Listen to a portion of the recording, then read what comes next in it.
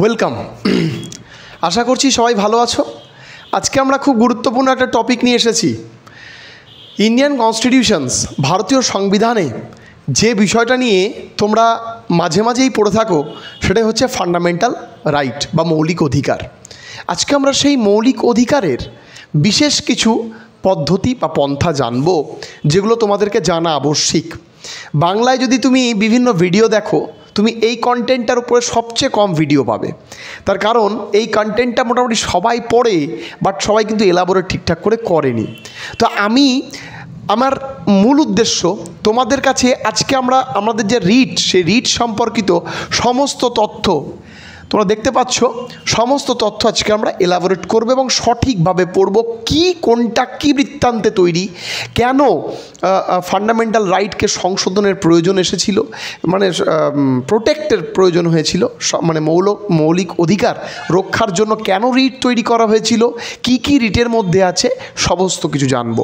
তার আগে আমরা দেখো তোমাদেরকে বলছি যে আমরা যে রিটটা যে তৈরি করেছে কিসের জন্য, আমরা দেখি protect to our fundamental right. Fundamental right কত থেকে কত নম্বরের মধ্যে রয়েছে? 12 থেকে 32 নম্বর অবধি রয়েছে। আর এই মনে রাখবে, এই 32 নম্বর আর্টিকেলকে কি বলা হয়? Heart and soul.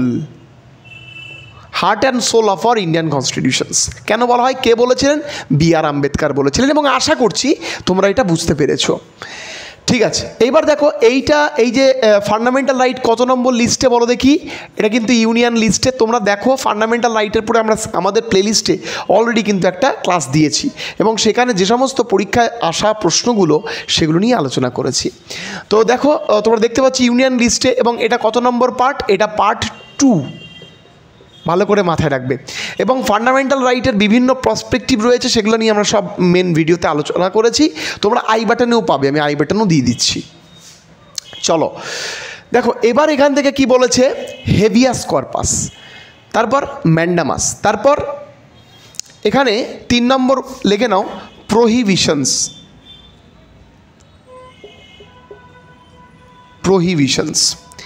তারপর 4 নম্বরটা হচ্ছে সার্সিওরারি, ভালো করে মাথায় রাখবে। আর হচ্ছে কোয়ারান্টো, ভালো করে মাথায় রাখবে। এই কটা 5টা আজকে আমরা খুব ভালোভাবে জানবো, এবং আশা করছি তোমাদের সমস্ত কিছু ক্রিস্টাল ক্লিয়ার করে দেবো। দেখো, habeas corpus is a Latin word. একটা কিন্তু ল্যাটিন ওয়ার্ড, হেভিয়াস কর্পাস যে ল্যাটিন ওয়ার্ড, এ বিষয়ে কারো কোনো সন্দেহ নেই। ঠিক আছে, আর হেভিয়াস কর্পাসের কথার অর্থ কী বলো দেখি? লিবার্টি। কোনো মানুষের বলে না, রাইট টু পার্সোনাল লিবার্টি, তার নিজের মতো থাকার অধিকার রয়েছে, তার নিজেকে বাঁচানোর অধিকার রয়েছে, তার সব কিছু সে করতে পারে। তার মানে বলা যেতে পারে না, সে লিবারাল প্রিন্সিপালের উপর ভিত্তি করে তৈরি। তো দেখো, হেভিয়াস কর্পাস ইস্যু তখনই করা হয় লিবার্টি অফ এ পার্সন, আর কিছু না। এবার কি বলেছে? কখন এটা ইউজড হয়। বলছে not produced before a magistrate within 24 hour after arrest. মানে পুলিশ যদি কাউকে অ্যারেস্ট করে এবং 24 ঘন্টার মধ্যে যদি কোনো ম্যাজিস্ট্রেটের কাছে তাকে না ডেলিভারি করে বা দেয়, তখন কিন্তু এই হেভিয়াস কর্পাস আমরা কোথায় করতে পারি? সুপ্রিম কোর্ট বা হাইকোর্টে। তার মানে আমরা বলতে পারি ফান্ডামেন্টাল রাইট কোথায় কোথায় হয়, মানে এই রিটগুলো কোথায় কোথায় আমরা করতে পারি? High court, supreme court. ঠিক আছে, এবার ডিস্ট্রিক্ট কোর্টে তুমি করতে পারবে না। আমি জানি না দেখা যাচ্ছে কিনা, ডিস্ট্রিক্ট কোর্টে তুমি করতে পারবে না। ঠিক আছে, তো ভালো করে হাইকোর্ট এবং সুপ্রিম কোর্ট। তো তুমি মানে এটা তখন যে তুমি হাইকোর্টে করতে পারো, যদি ডিস্ট্রিক্ট কোর্টে যদি তোমার এরকম হয় তুমি হাইকোর্টে করলে, হাইকোর্টে যদি এরকম হয় তখন বা হাইকোর্টে করলেই হয় নর্মালি। এবং যদি বড় সড়ো ব্যক্তি আসে, সুপ্রিম কোর্টে কেউ ডিরেক্ট করতে পারে, কোনো যায় আসে না।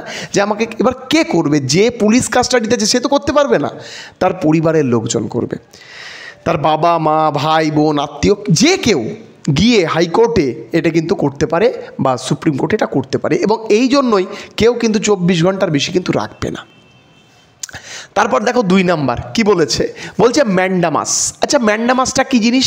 ম্যান্ডামাস হচ্ছে, বলছে public officials is not doing his duty. মানে যদি কোনো পাবলিক অফিসিয়ালস বলতে সরকারের কাজ, যে অফিস আছে সেখানে যদি কোনো রকম কাজকর্ম হচ্ছে না, মানে তুমি যে কাজটা নিয়ে গেছো সেটা হলো না আজকে, তাহলে তুমি কিন্তু সঙ্গে সঙ্গে ম্যান্ডামাস প্রয়োগ করতে পারো।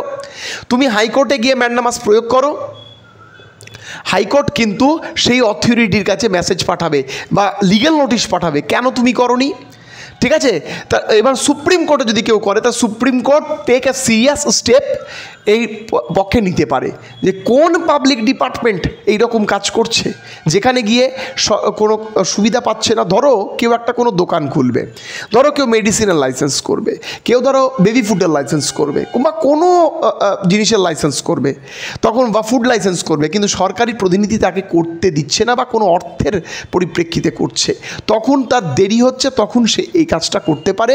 যদি সেই কাজটা করে তাহলে কিন্তু সঙ্গে সঙ্গে হাইকোর্ট বা সুপ্রিম কোর্ট সেই ডিসিশনটা নেবে, এতে কিন্তু কোনো উল্টোপাল্টা কিছু নেই। তারপরে তুমি বলতে পারো যে প্রহিবিশনস, প্রহিবিশনস বলতে প্রহিবিটেড করা, প্রহিবিটেড করা বলতে কেউ কী বলেছে, to bar them from doing something, বলছে কোনো কিছু যেটা করছে সেটাকে থামানো। তার মানে এটাকে যদি আমরা একটু ভালো করে দেখো, supreme court two lower high court বলেছে না, supreme court two lower high court, তারপর হচ্ছে এমনও হতে পারে সুপ্রিম কোর্ট থেকে হাইকোর্ট, আবার হতে পারে হাইকোর্ট দিচ্ছে সেটা লোয়ার হাইকোর্টে, হতেই পারে সুপ্রিম কোর্ট লোয়ার হাইকোর্টকে দিচ্ছে।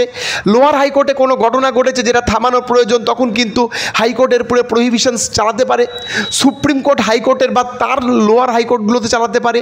তার মানে কি, তার মানে ভায়োলেটিং, যেমন তুমি দেখতে পাচ্ছ হেভিয়াস কর্পাস বা 22 নম্বর আর্টিকেল করছে, তেমন মনে রাখবে প্রহিবিশনস তুমি যে কোনো সংবিধান মানে মৌলিক অধিকারের যে তোমার বলা যেতে পারে ধারা ভায়োলেট হচ্ছে, তখন কিন্তু এটা প্রহিবিশনস করা যেতে পারে।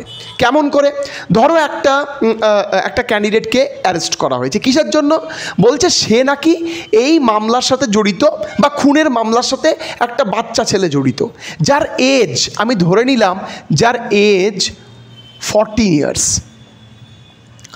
যদি কারো এজ 14 ইয়ার্স হয় এবং দেখা যাচ্ছে তাকে হাইকোর্টে বা বলা যেতে পারে ডিস্ট্রিক্ট কোর্টে তার হচ্ছে জাজমেন্ট হচ্ছে বা তার হচ্ছে, সঙ্গে সঙ্গে সে কিন্তু ভায়োলেট করছে 14 নম্বর আর্টিকেলস।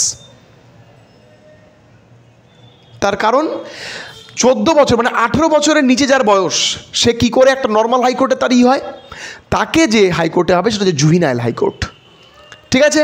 সেই হাইকোর্টে তাকে প্রেরণ করতে হবে। সেই সময় দেখা গেল যে এই মানে যে ক্যান্ডিডেটটা তার বাড়ির লোক গিয়ে হাইকোর্টে ডিক্লেয়ার করে দিল, তখন হাইকোর্ট সেই লোয়ার হাইকোর্টকে কিন্তু লোয়ার কোর্টকে ডিক্লেয়ার করবে তুমি কেন করছো, এটা এইখানে করা যাবে না, এটা বন্ধ করো, ইমিডিয়েট বন্ধ করো, এবং তাকে সেটা বন্ধ করতে হবে। কোনো ভুল কিছু মানে যেখানে করা যাবে না, যেখানে এটার অর্ডার নেওয়া যাবে না বা যেখানে এটা জাস্টিফিকেশনস করা যাবে না, সেখানে কিন্তু তেমন দেখা গেল হাইকোর্টে হচ্ছে, তখন সুপ্রিম কোর্টকে হাইকোর্টকে বলতে পারে, ঠিক আছে। এটাই হচ্ছে প্রহিবিটেড করা। বলছে সার্সিওরারি কী জিনিস ভালো করে দেখো, বলছে after announcement any final decisions of lower high court, lower high court নয়, লোয়ার কোর্ট। তার মানে দেখা গেল আমি দেখো তোমাদের এখানে যদি আমি জানি না এখানে কতটুকু জায়গা ফাঁকা আছে, আমি যদি তোমাদের এইখানটাতে বলি একটা লেখার চেষ্টা করি, দেখো আমি একটা উলম্ব ক্রমে দিচ্ছি। ধরো প্রথমে আছে ডিস্ট্রিক্ট কোর্ট, তারপরে আছে হচ্ছে হাইকোর্ট, তারপরে আছে হচ্ছে সুপ্রিম কোর্ট, ঠিক আছে। কিন্তু দেখা গেল ডিস্ট্রিক্ট কোর্টে একটা জিনিস নিয়ে মামলা হয়েছে এবং সেই মামলাটা যখন ভুল মানে এই জায়গায় হওয়ার কথা ছিল না, তখন হাইকোর্ট কিন্তু এর পুরো প্রহিবিশনস মেরেছে যে এই মামলার এখানে শুনানি চলবে না। কিন্তু দেখা গেল যে এইখানে অলরেডি তার অর্ডার চলে এসেছে, দেখা গেল ওই বাচ্চা ছেলেটারই ধরো যে বিভিন্ন মামলার সঙ্গে জড়িত, তার অর্ডার চলে এসেছে। যদি অর্ডার চলে আসে তখন কিন্তু সে সার্সিওরারি প্রয়োগ করতে পারবে। কেন, তার কারণ অর্ডার যাই আসুক, কিন্তু সে যেহেতু ভুল জায়গায় করেছে, তো এটা বিফোর অ্যানাউন্সমেন্ট অফ অর্ডার, আর এটা হচ্ছে after announcement of any order. ভালো করে মাথায় রাখবে। তাহলে সার্সিওরারির মধ্যে এই পার্থক্যটা, এবং আশা করছি তোমরা বুঝতে পেরেছো। তো তখন কিন্তু এই অর্ডার দেখা হবে না, তখন বলবে এইখানে এর অর্ডার কেন হয়েছে, এর অর্ডার হবে জুভিনাইল কোর্টে, ফলে জুভিনাইল কোর্টে তোমরা চলে যাও, ঠিক আছে, এই কেস এখানেই মিটমাট করো, বন্ধ করো, এটা ডিক্লেয়ার করবে হচ্ছে হাইকোর্ট। তার কোথায়, লোয়ার কোর্টকে, সুপ্রিম কোর্ট তার লোয়ার কোর্টকে। এবার বলছে কোয়ারান্টো, ভালো করে বুঝবে। বলছে this writ is issued two enquired to the public property who acquired public office and property. তার মানে কি, ধরো এই রিটটা আমি ইস্যু করতে পারি, আমি দেশের সচেতন নাগরিক, আমি বুঝলাম এটা সরকারের জায়গা, কেউ বলা যেতে পারে দুর্নীতিগ্রস্তভাবে সরকারের কোনো জায়গা নিজের নামে করে নিয়েছে, তখন আমাকে কি করতে হবে, তখন আমাকে অ্যাজ এ বলা যেতে পারে, আমি যদি বলি as a citizens of our India we declared to our government this is your property, not an individuals, কারো ব্যক্তিগত নয়, এটা সরকারি সম্পত্তি।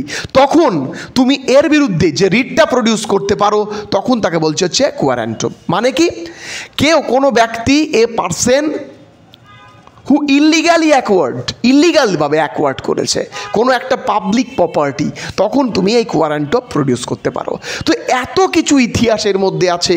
তো এই 5টা তো সবাই জানো, তুমি দেখবে WBPSC, UPSC বিভিন্ন পরীক্ষায় এগুলো ডেসক্রিপটিভলি মানে তোমার এরকমভাবে এলাবোরেট করে ন্যূনতম ক্লাস 10 পাস 12 পাসের পরীক্ষায় আসে না, এগুলো আসে তোমার গ্র্যাজুয়েট পাসের পরীক্ষায়। তখন কিন্তু যদি কোশ্চেন লেভেল বাড়ে, তখন বিশেষ করে পুলিশের এসআইয়ের পরীক্ষায় প্রিলিমিনারিতে কিন্তু চলে আসতে পারে। হ্যাঁ, এগুলো কিন্তু দিতে পারে। পুলিশের এসআইয়ের প্রশ্ন ওরকম লেভেলে যায়ই না, এখন অবধি যায়নি, যদি কোনো দিনও যায় তো ডেফিনেটলি পেতে পারো। WB মিসসেলিনিয়াসে এগুলো প্রশ্ন আগে এসেছে, WBCS মেন্সেতে এগুলো হরদম আসে। তো ফলে তোমরা একটু দেখে নিতে পারো, এগুলো কিন্তু একটু জানার মতন বিষয়, ইন্টারেস্টিং বিষয়, কারণ একটা ব্যক্তি জীবনেও কিন্তু এগুলো কিন্তু প্রয়োজন আছে। এবং আশা করছি তোমরা ভিডিওটির মাধ্যমে তোমাদের সম্পূর্ণ কনসেপ্ট আমি ক্লিয়ার করতে পেরেছি। আরও নতুন নতুন ক্লাস পেতে গেলে তোমরা আমাদের ডেসক্রিপশনে থাকা আমাদের অ্যাপসকে ডাউনলোড করতে পারো, সেখানে ফ্রি ক্লাসগুলো দেখতে পারো, আমাদের ব্যাচ যেগুলো চলছে, এবং তার সাথে আমাদের টেলিগ্রাম চ্যানেলে যুক্ত হতে ভুলো না। সবাই খুব ভালো থেকো, সুস্থ থেকো, দেখা হবে পরবর্তী ক্লাসে। ধন্যবাদ।